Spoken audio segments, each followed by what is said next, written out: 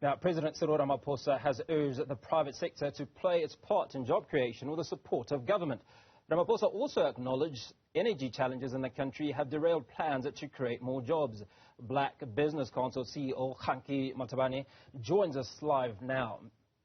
Mr. Matabane, good morning. Thanks for speaking to us. It would appear that the President has put the problem of creating employment firmly in your hands. Your reaction to SONA last night? Good morning, Hugo and the viewers. I think for us it's good that government has finally realized that the role of government is not to create jobs, but to create an enabling environment to allow private sector to create jobs. And we've been saying this for a long time, and we're glad that finally that is going to be the focus. And hence we welcome, for example, the appointment of Sipho to try and deal with all the issues that we've been raising, red tape, and making sure that small businesses and black businesses are spending their time in actually doing business instead of administration, and then trying to sort out issues that are not necessarily core business to them. But we're not sure how the whole thing is going to work, because we've got the Minister of Small Business, we've got the Minister of the GTIC, who's going to report to who, and I think we'll wait for the details. The other issue that is very important is that in the National Development Plan, 90% of the jobs that are envisaged there, the 11 million jobs, are supposed to be created by small business. Hence, removing all the red tape will assist. But the President mentioned something about the loan guarantee scheme, and you may be aware that that did not work. So I don't know what's going to be different this time, because members, small businesses, women-owned businesses, business owned by youth and people living with disabilities, they don't necessarily, especially after COVID, they don't necessarily need pure loans. They need what is called blended finance, a bit of a loan, some investment, and also they need almost like free money in terms of grants.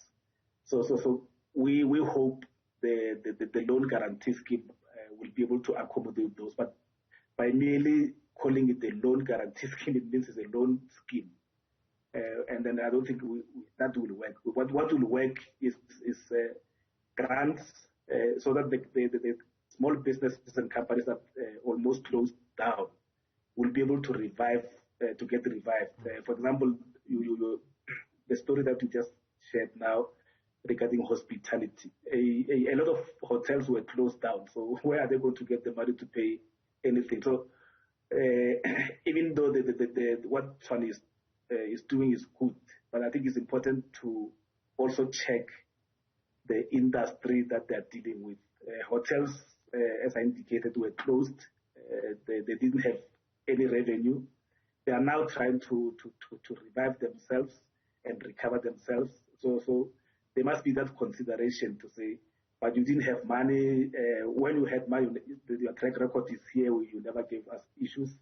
So let's support you more.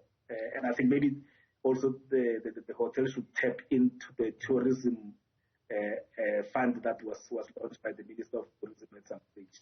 Mr. Matabane, if you allow me to come in there, one of the things that the President mentioned yesterday is that in coming up, certainly with certain aspects of SONA, he'd engaged 2 interns that are working in his office, so to speak. Has there been any engagement with Black Business South Africa by the presidency, or certainly any government departments ahead of SONA 2022? Yes, 2 weeks ago, the President made business.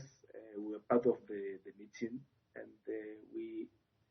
the plan of the meeting was to engage pre-SONA so that we can put our own issues on the table. We mentioned the issue of payment of small businesses on time, and also paying what is due, because government owes small businesses more than 5 billion that they have not paid.